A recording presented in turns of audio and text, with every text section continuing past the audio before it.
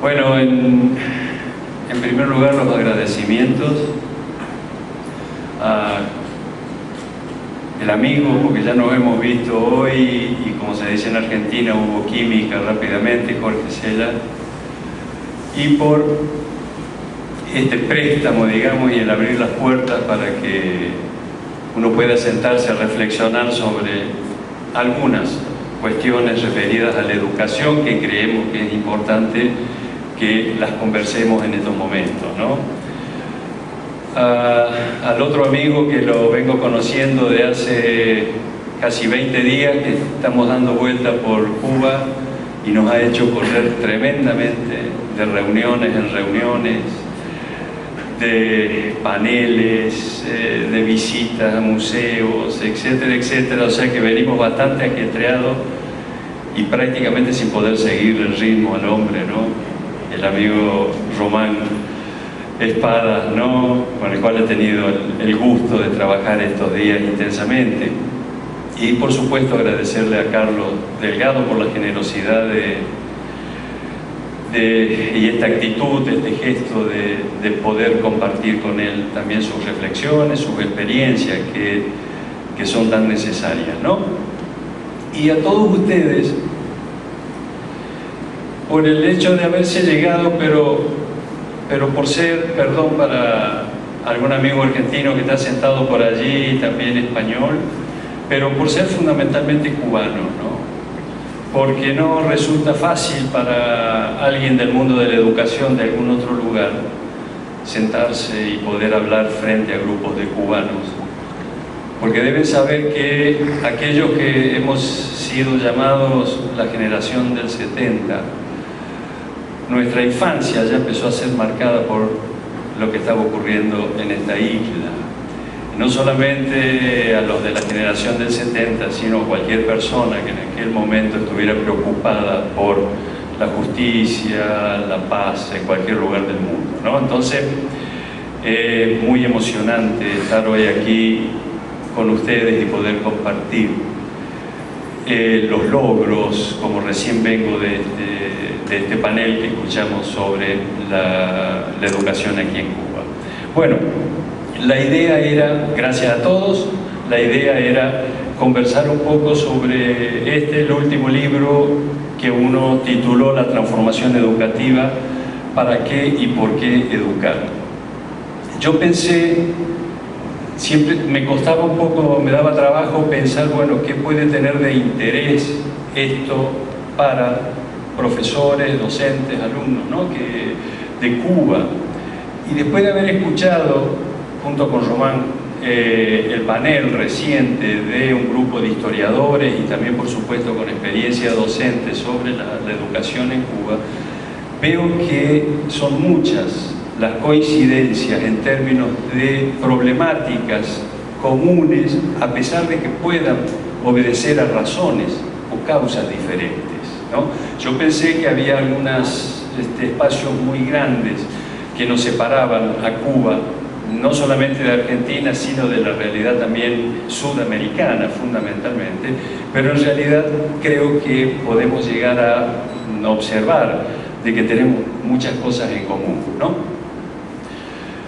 Aquello de que decía nuestro poeta Armando Tejada Gómez, por allí han llegado algunas cosas de él, fue muy respetado también en aquella década, ya por los 70, como uno de los escritores, ¿no?, más combativos y más críticos desde la poesía.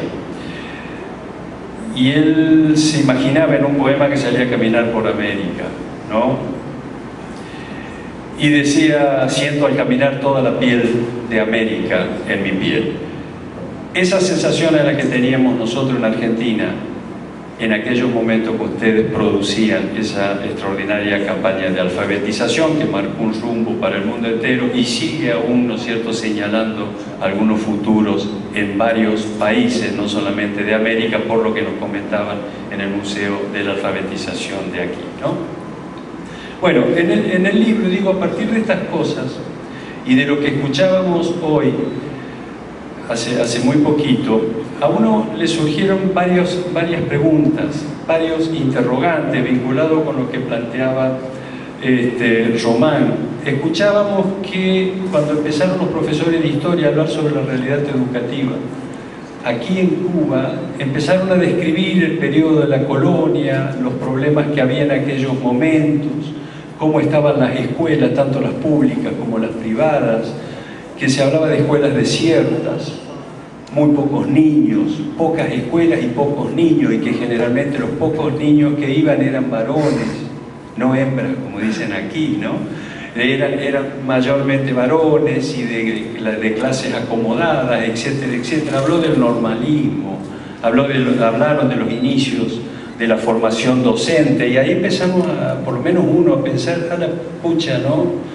Cuántas cosas tenemos en común, porque coincidían las etapas y los problemas, ¿no? Que presentaban los historiadores cubanos, coincidían mucho con nuestra historia ya desde los orígenes y los comienzos, ¿no? De nuestra educación pública también, ¿no? Y del normalismo y la formación de nuestros maestros. Nosotros anduvimos en aquellos momentos un poquito más rápido, y acá demoraron mucho para sancionar una ley sobre la educación básica, cuando en Argentina ya en 1884 ya se sancionó una ley que fue señera incluso en América Latina, que fue la 1420, que ya en aquella época ya declaró la educación primaria, la educación básica en obligatoria, gratuita, gradual, y aunque no lo expresaba, se la conoce como la ley laica, en la medida en que la formación religiosa que había regido hasta ese tiempo se ubicaba bajo la responsabilidad de ministros y no bajo la responsabilidad de los maestros y fuera del horario de clase. Entonces veíamos cómo esto ocurría, las observaciones que se hacían, la crisis que pasaban las escuelas. Eso mismo nos pasó a nosotros allá cuando uno toma la decisión de escribir el libro, porque hacernos preguntas es comenzar desde cero en lo que son las potencialidades de la pedagogía. Es muy habitual que se diga que la pedagogía, ¿qué puede aportar a la educación? Y puede aportar algunas respuestas, fundamentalmente en términos de ciertos interrogantes. Hay ciertas preguntas que en la pedagogía se definen como sustantivas, y esas preguntas son: ¿para qué educar? ¿Por qué educar? ¿Y cómo educar? El cómo educar pasa a ser una pregunta muy importante, pero ya no definida como sustantiva, sino como de corte instrumental. Es decir, que cuando uno se pregunta por el para qué y el por qué educar, se está preguntando nada más ni nada menos para qué sistema social, económico y político está trabajando, se está organizando y está llevando adelante su práctica, ¿no es cierto?, el sistema educativo, y para la formación de qué tipo de ciudadano. Y Román, vos habrás notado que desde el primer expositor hoy empezaron a hablar. La pregunta es: ¿qué tipo de ciudadano? Ya se planteaba en el siglo XIX que debía ser formado desde la escuela, y ese era el debate central. Claro, en Argentina, que tuvimos otra realidad, discutíamos otras cosas, pero discutíamos qué tipo de ciudadano había que formar, y que allá se estableció históricamente que el ciudadano que tenía que formarse a partir de la sanción de la ley 1420, que declara la obligatoriedad, era la nacionalización del inmigrante. No todo eso que hasta nuestro presidente ha llegado a decir que somos europeos nosotros, una barbaridad, pero bueno, lo ha dicho el señor presidente. Pero demuestra eso, es un ejemplo claro de que había mucha migración. Y estaba en riesgo la nacionalidad, en momentos que en el mundo se estaba hablando de la construcción de los estados, ¿no?, etcétera, etcétera. Nosotros teníamos grupos y colonias muy importantes de gente que hablaba en otra lengua, que tenía otros dioses, que respetaba otras banderas, otros símbolos. Entonces la escuela cumple una función fundamental en términos de formar y construir un nuevo sujeto político, ¿no? Y por eso, al declararse obligatoria, porque tenían que venir para formar ese nuevo sujeto político, entonces, si la declaro obligatoria, no tiene que ser gratuita. Yo no puedo cobrarle a la gente si la estoy obligando a venir, ¿no? Y si yo los obligo a venir la debo declarar gratuita, y además tiene que ser laica, porque no pueden venir esos señores, esos niños de otros lados, y yo poner como algo oficial una determinada confesión o creencia. Entonces, pero lo que voy es que discutíamos lo mismo, pero por las distintas historias, por las distintas geografías y por las distintas culturas, por allí nosotros nos proponíamos un determinado tipo de ciudadano y aquí en Cuba se proponía otro, pero el debate era sobre el modelo de sociedad al que aspirábamos y sobre el tipo de ciudadano al que deseábamos formar. En el fondo estas cosas significan de una manera muy ligera, digamos, los para qué y los por qué educar. Entonces, cuando escribimos este libro lo hacemos desde esa necesidad. Creíamos que estamos en un momento clave allí en Argentina para discutir los para qué y los por qué educar.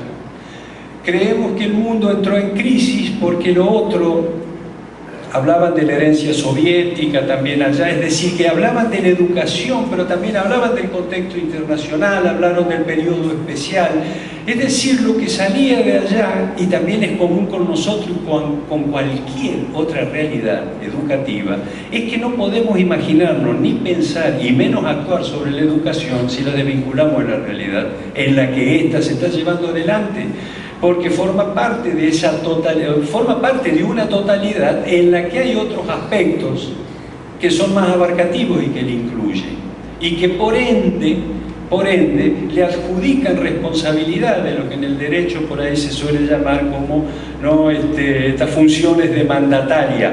Recibe recomendaciones, direcciones que le ponen límites. No existe la libertad en términos absolutos dentro del sistema educativo. Si a mí me dicen que tengo que nacionalizar al inmigrante, quiere decir que esa es la principal tarea que debo llevar adelante. Ya la libertad en términos absolutos no existe. Entonces, si nosotros no vinculamos la educación con la realidad de ese momento, jamás vamos a entender por qué se ha hecho una cosa, por qué se debería haber hecho otra, por qué se cometieron tales o cuales errores. Entonces, y aquí seguían apareciendo este tipo de coincidencias. Nosotros en el libro hablamos del periodo especial, nos enteramos aquí fuertemente conversando con muchas personas, docentes, vecinos comunes de esto del periodo especial, haciendo referencia a la década del 90. Ahora, ustedes lo vivieron de una manera, Argentina y América del Sur lo vivió de otra manera, pero también fue un periodo especial. O sea, cambió el mundo, las relaciones en el mundo cambiaron.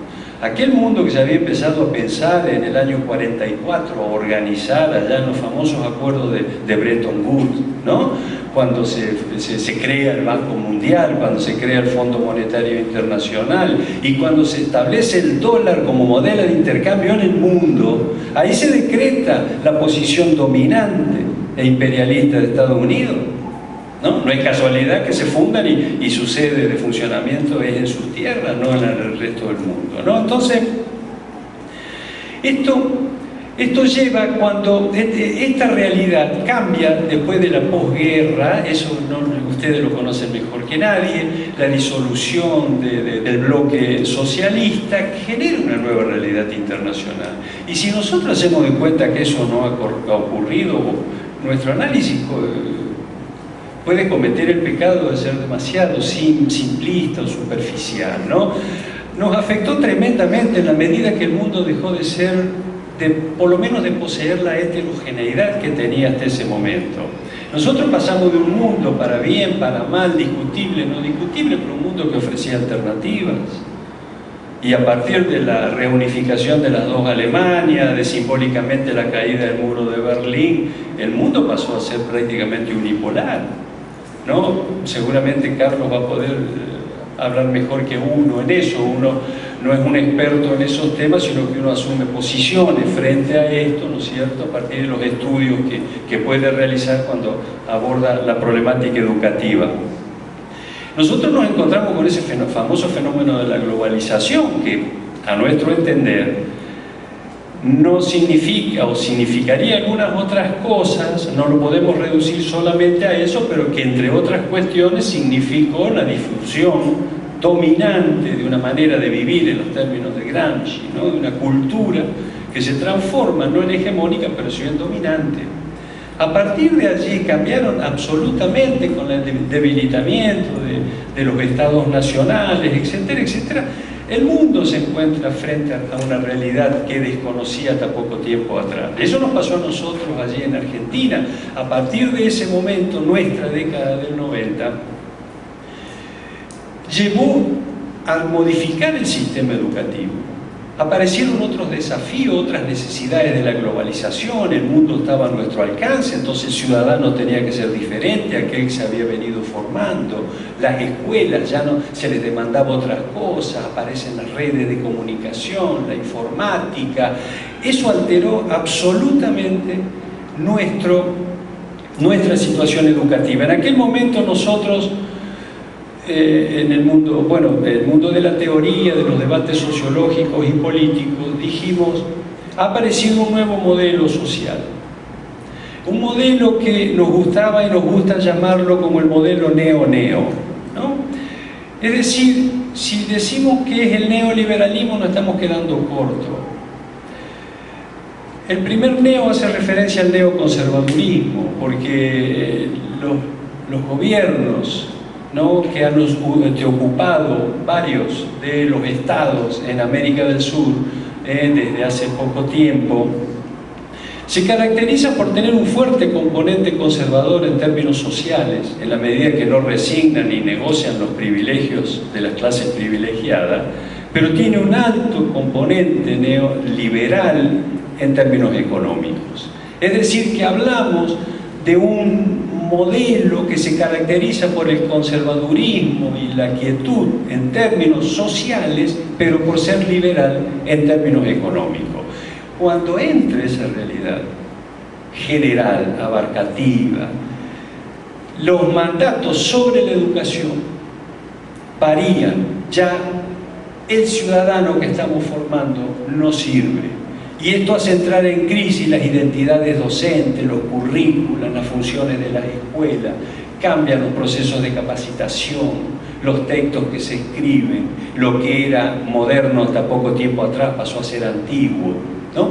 Empieza, es decir, se instala un nuevo paradigma en el mundo de la educación, un paradigma que definimos en su momento como neodarwinista en términos sociales, ¿no? La supremacía de los más fuertes, la supremacía de aquel que puede competir y ganar en su disputa por espacios de poder, por puestos laborales, etcétera, etcétera.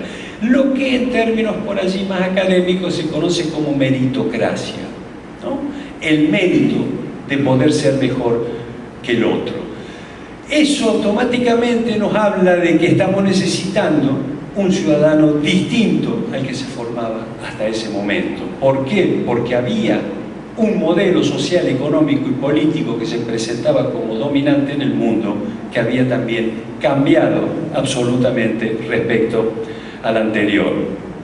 No es tan difícil, uno en los 70, 80 cruzaba la frontera y se daba cuenta rápidamente por escuchar hablar a las personas, por la forma que se vestían, por cómo se comportaban, etcétera, etcétera, de que estaba en otro país.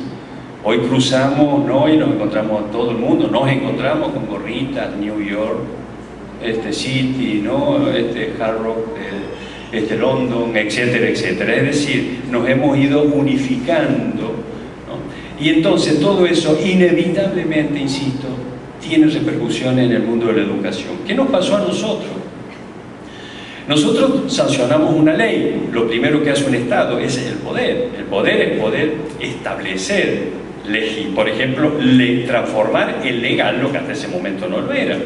Entonces ahí se legaliza nuevos fines, nuevos objetivos, nuevas instituciones escolares, nuevos tipos y formas de capacitación, etcétera, etcétera, etcétera.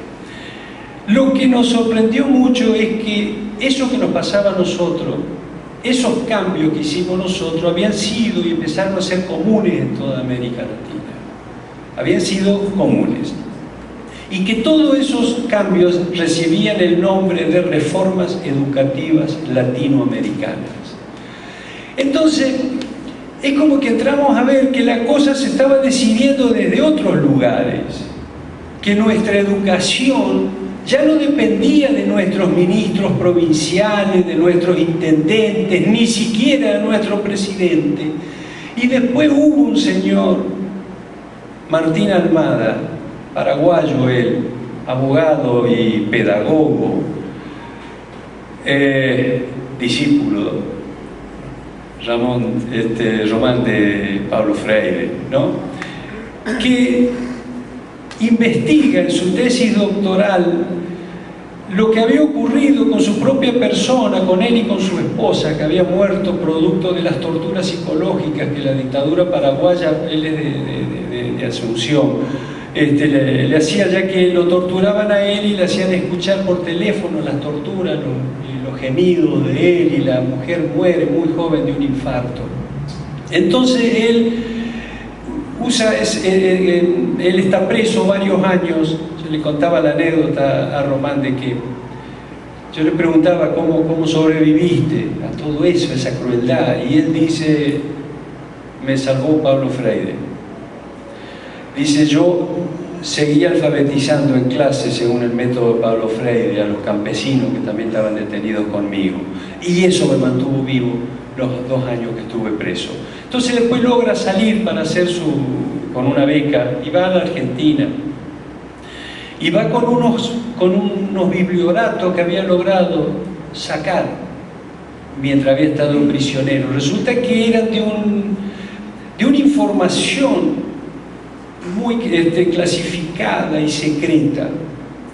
Y en Uruguay le advierten, esto es muy pesado, le dice otro gran pedagogo, que fue uno de los precursores de la alfabetización en América Latina, que fue Julio Castro, que fue desaparecido en el año 77.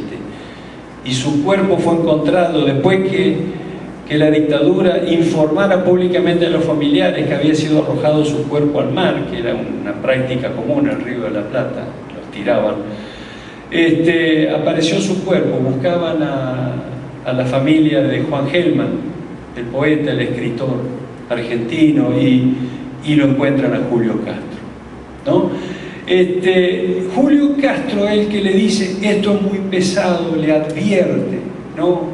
Consultor del UNED, anduvo por toda América difundiendo aquellos ideales que estoy seguro que compartimos muchos de ellos, y otros los discutiremos. Está muy bueno esto, ¿no?, con la gente de Cuba y de los distintos países de América Latina.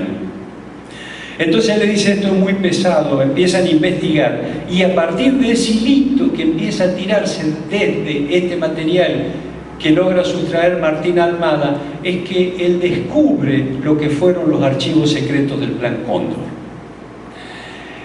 Los archivos secretos del Plan Cóndor, con las órdenes expresas y las funciones que cada gobierno militar cumplía en América Latina, quienes secuestraban, quienes hacían las operaciones de espionaje, cómo correspondían las torturas, cómo se mataba, cómo se robaban los niños recién nacidos, etcétera, etcétera, etcétera, se descubre cuando entra él con un grupo de abogados de derechos humanos. Martín Almada, rompen los candados y descubren los archivos secretos del Plan Cóndor. Ahí nosotros también entendimos que en educación había habido un Plan Cóndor, es decir, un centro de operaciones desde ese hermano que dicen algunos hermanos, que yo creo que no es hermano nuestro, ¿no?, del norte, que no solamente coordinó y formó a todas las dictaduras de América Latina que terminaron desde Salvador Allende, ¿no?, hasta la esposa de Martín Almada,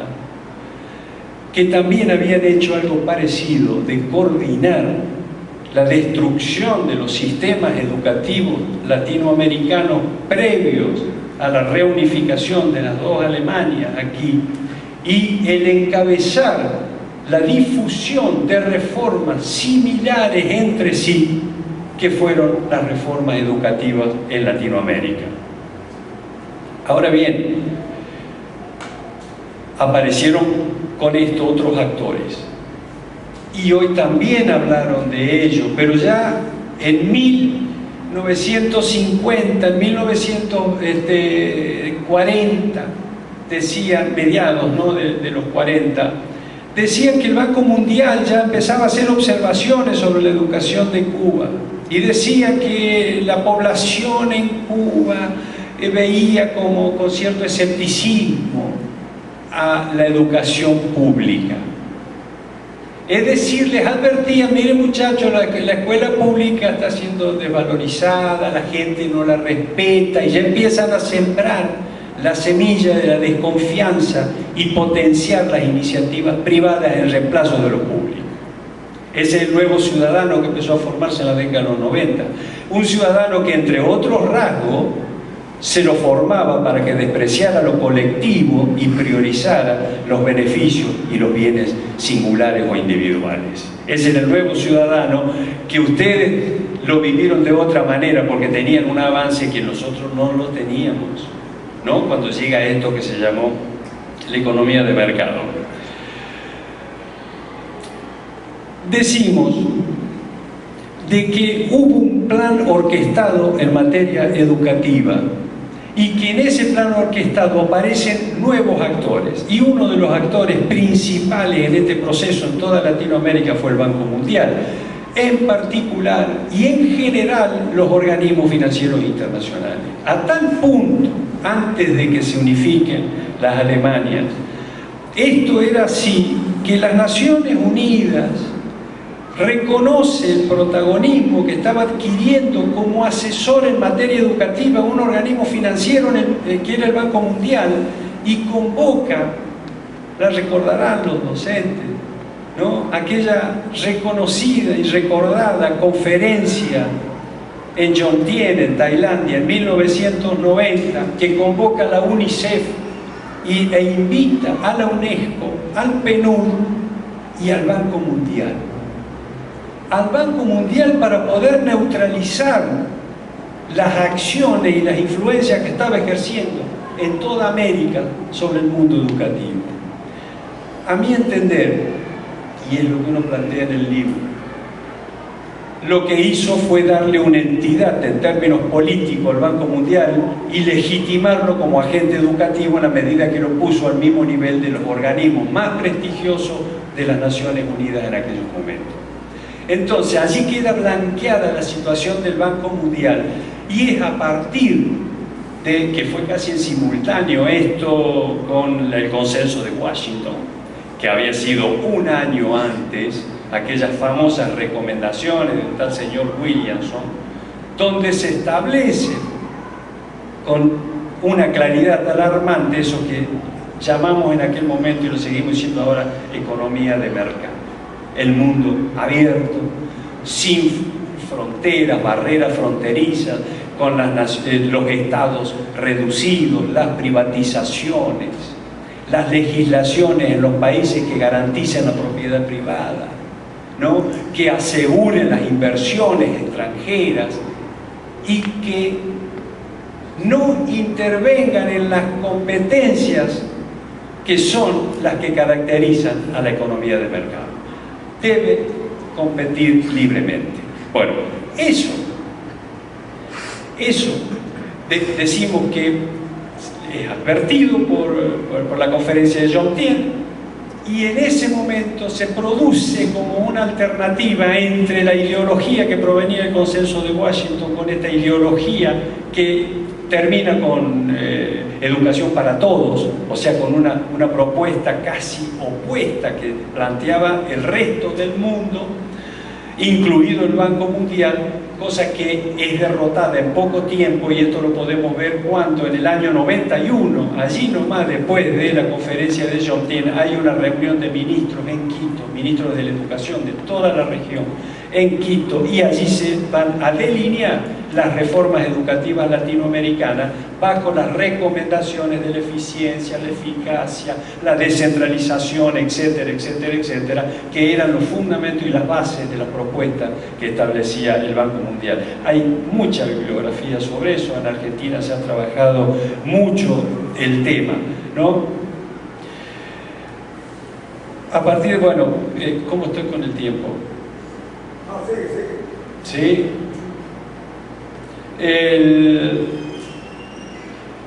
A partir de ese momento nosotros vemos que se establece este nuevo paradigma proveniente de las reformas educativas, este neodarwinismo, esto que en síntesis se lo define como la formación de un hombre económico, un hombre valorado solamente como recurso económico y solamente valorado en términos de su capacidad para el trabajo, mejor dicho, para el empleo, no para el trabajo.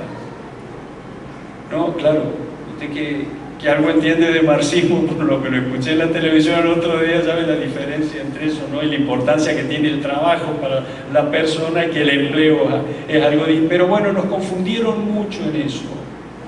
Ya no nos hablaron más de justicia social y apareció el término equidad, que es infinitamente más pobre, ¿no? Y también la gente de la filosofía puede hablarnos mucho de esto. Y apareció el doble discurso. Dicen una cosa y hacen otra. Hoy nuestro presidente es conservador, es una persona, el grupo representa a la derecha en el país, pero su campaña política era una remera en donde estaba su rostro con boina y estrella y barba a semejanza del Che. Y su consigna era revolución. Y el nombre de su partido se llama Cambiemos. Se apropiaron de los conceptos de las teorías críticas, los sectores conservadores. Eso es lo que Atilio Borón, que más de una vez viene por aquí, ha llamado la derrota de los sectores neoliberales y neoconservadores en materia económica, que es indiscutible. La gente vive peor con ellos que con cualquier otro gobierno que ha existido en los últimos tiempos en América, pero triunfaron ideológicamente. A eso hacía referencia quizá Fidel cuando hablaba de la batalla de las ideas. A eso quizás hacía referencia. Atilio Borón dice: hemos perdido la batalla ideológica. Por eso la gente ya se le eriza la piel cuando hablan de privatización, porque sabe el costo de quedarse sin líneas de bandera, sabe el costo de quedarse sin el manejo del petróleo, sabe el costo de que se compren tus glaciares, sabe el costo de quedarnos sin transporte, sin trenes, siempre con el discurso que lo privado lo hace bien y lo público no, porque son todos corruptos, porque son todos vagos, porque etcétera, etcétera, etcétera, etcétera. Ese nuevo ciudadano es el que establece las reformas. Un ciudadano que ya no necesitaba ser solidario, como lo decían los paradigmas anteriores, necesitaba ser competitivo para poder desempeñarse en ese nuevo mundo. El nuevo mundo nos pedía otra cosa. Un ciudadano, decíamos, que no valora el bien colectivo, el bien común. Es más, el ciudadano hoy lo podemos ver en las calles, no digo aquí, pero en cualquier lugar de América. Puede ver un niño pasando hambre. Lo hemos visto, las fotos que a veces sacan hoy tanto, ¿no? Con los celulares, se sacan tantas fotos y uno ha podido ver. En nuestra tierra hay caballos, carros, la gente, todo el trabajo en negro, ¿no? Que juntan los escombros, la basura, de a los que les sobran y tiran cosas y dentro de ellos alimentos, ¿no? Entonces cargan todo eso y después van y hacen basurales y tiran todo eso. Los caballos mueren por la fatiga, por la falta de agua, por la mala alimentación, por la falta de cuidado de todo tipo. Y uno los puede ver porque lo pasaban en la televisión los programas allá, ¿no? Esto donde una niña salía, una niña, digo, una joven, le daba agua al caballo, pero no se daba cuenta, no veía que arriba del carro lo manejaba un niño. Y al niño no le ofrecía agua y estaba al rayo del sol igual que el caballo. Es decir, empezamos a oscurecer nuestra visión y ya no vemos esas cosas. Y si las vemos no nos interesa, no es nuestro niño. Y si está ahí arriba es porque los padres son vagos, son borrachos, no quisieron estudiar, etcétera, etcétera, etcétera. El neoliberalismo, el neoconservadurismo es eso, es la deshumanización. Esa es la deshumanización de la que hablaba Pablo Freire. Eso es lo que tenemos que volver a rescatar en el mundo de la educación, que en casi toda América Latina se ha perdido, producto de estos nuevos paradigmas que se han instalado. Hay mucho más para conversar. Uno termina haciendo una propuesta de transformación institucional. Y creemos que el debate hoy, el debate de las ideas, este debate ideológico, en los 90 no sé si aquí llegó o no, pero en toda América se decían las ideologías han muerto, ¿no? Ese era un lema que bajaban cada vez que uno quería discutir razones o fundamentos, ya las ideologías han muerto, ya está, se quedaron en el pasado, pensemos, el futuro es esto. Ese era el doble discurso. Todos ellos usaban creatividad, porque si no pones creatividad suena como viejo el currículo. Ahora, vos le preguntás a lo mejor, incluso a algún pedagogo, qué diferencia hay entre creatividad y producción original, y no saben por ahí la diferencia. ¿Puede un niño crear? ¿Está en condiciones de crear algo? ¿Se puede crear algo? ¿O será que tendríamos nosotros que poner, porque si vamos a pretender que los niños a lo mejor ya creen cosas en la educación básica a los 6 años o a los 7, lo estamos llevando al fracaso, a ellos y nosotros fracasar como docentes? ¿Qué tal si entramos a usar términos de la pedagogía, por ejemplo, y no de la teología en estos casos? ¿Qué pasa si hablamos que los objetivos sean producir con originalidad? ¿Podrá producir un niño con originalidad? A eso sí lo puede lograr el niño y lo puede lograr también un maestro. Entonces, ahí están los cómo enseñar, cómo educar, ¿no? Entonces, lo que uno plantea en el texto es decir, no podemos hablar de una nueva educación si no entramos a preguntarnos sobre qué debe aprender nuestro niño, nuestros jóvenes, nuestros adultos, urbanos o rurales. ¿Qué deben aprender? ¿Qué le estamos enseñando?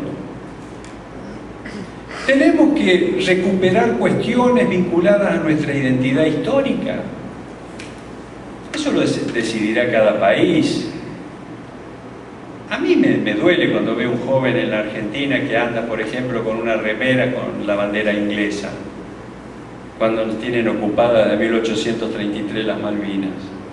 Y según dicen algunos, parecería que el submarino y los 44 muertos han sido un misil de un submarino británico. A mí me duele ver la juventud en esas condiciones. Tampoco quiero algo, ¿no es cierto?, conservador, encerrado, no. Pero la identidad tenemos que protegerla. Sin identidad no tenemos futuro. Y sin capacidad de cambio tampoco tenemos futuro. Entonces, jugando con estas cosas, ¿no? Defender nuestra identidad, lo que hemos sido históricamente, lo que queremos ser, pero a su vez llenos de energía para cambiar día a día. No hay manera de construir el futuro si no se discute el presente.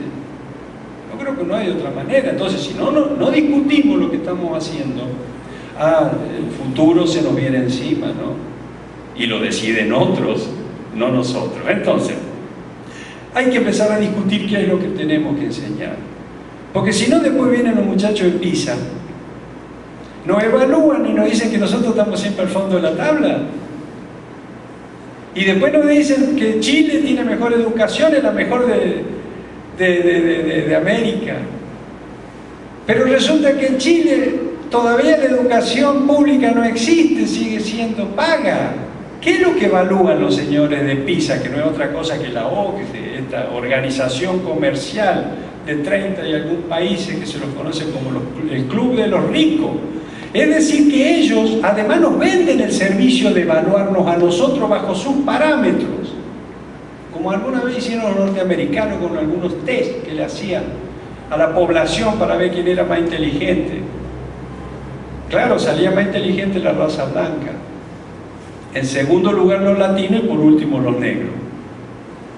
Los negros hicieron un test con códigos y vocablos propios de la negritud, y los más inteligentes daban en ese test los negros, segundo los latinos y los menos inteligentes los blancos. Los test, las evaluaciones, vamos a la zona rural. Si yo evalúo a un niño campesino con parámetros de la ciudad, de ese niño va a dar que tiene inmadurez, como dieron más de un test en nuestro país, que tenían 3 años de retardo los niños en las zonas rurales. Pero claro, le preguntaban sobre los colores de los semáforos, sobre las instituciones sociales, sobre el barrio, sobre los bomberos, cosas que nunca en su vida han visto.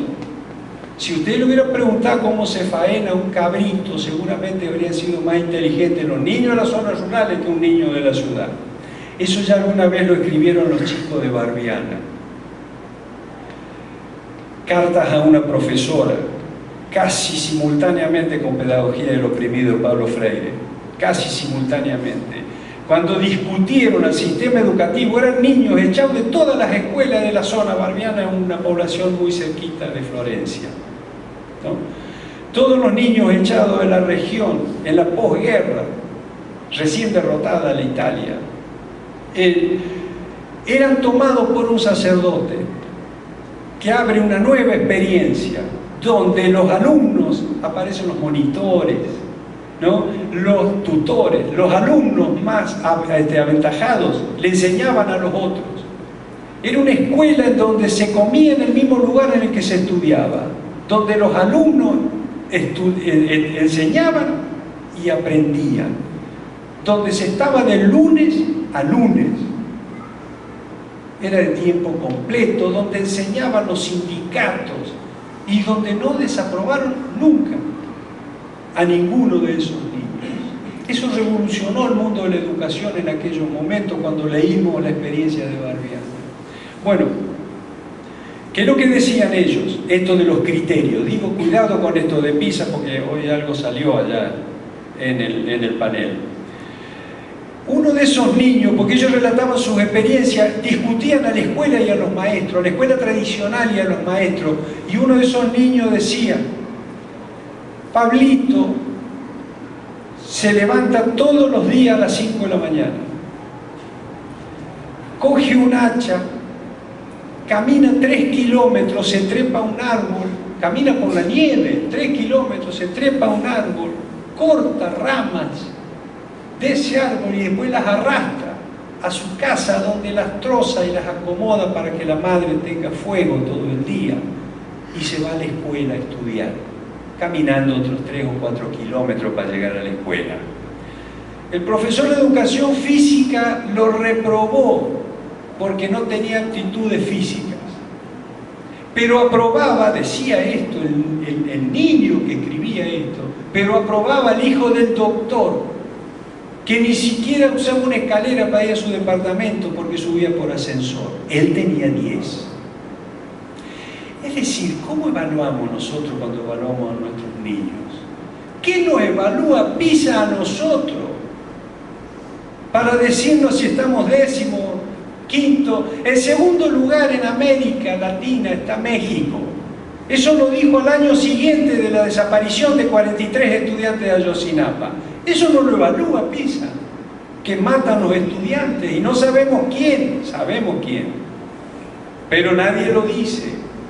Entonces, ¿qué nos están evaluando? ¿Quiénes son ellos para evaluar? Evalúan, por ejemplo, nuestras ansias de emancipación, nuestra necesidad de independencia, o solamente evalúan, creo que fue Felipe el que lo dijo, una evaluación cuantitativa según los intereses de ellos y según las pruebas estandarizadas que ellos nos venden a nosotros.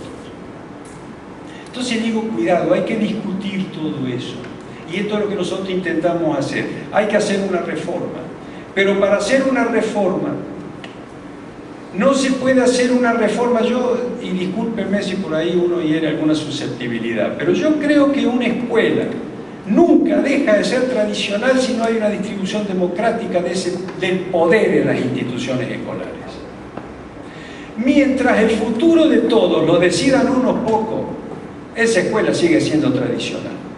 Entonces, no podemos podemos nosotros discutir los contenidos y lo que vamos a aprender y enseñar en las escuelas si no democratizamos el poder institucional. Y entonces lo que planteamos en el libro es un mix en esto, mientras vamos discutiendo entre todos el poder, los nuevos contenidos, el nuevo currículum, los nuevos currículos institucionales.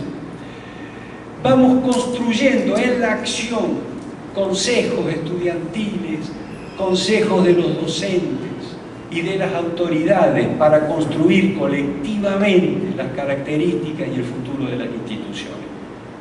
Eso hoy no ocurre, y eso es lo que ha surgido como un grito para toda América Latina, y no es casualidad esto desde Venezuela.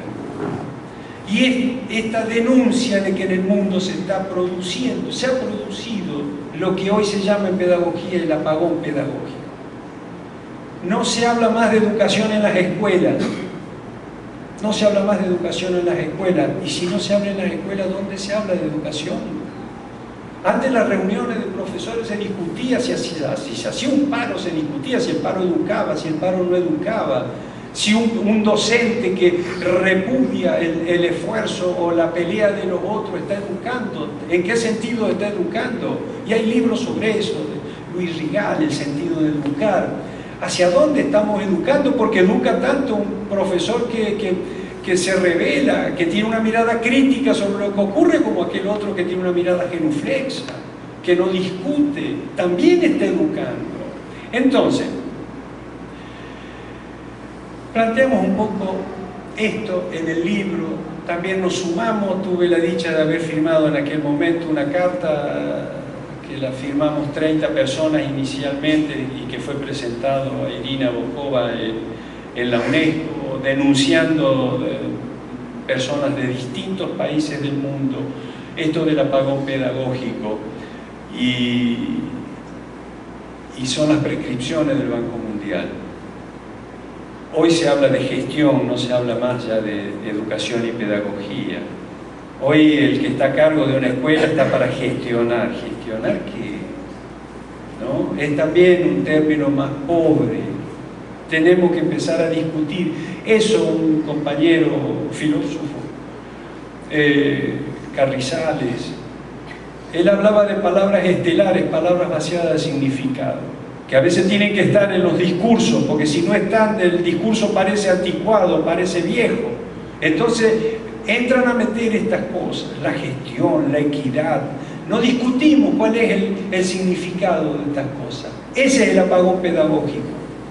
Reiteramos, repetimos estas cosas sin ponernos a pensar. Y si nos ponemos a pensar, nos dicen que las ideologías han muerto. Bueno, muchas gracias y ha sido muy lindo.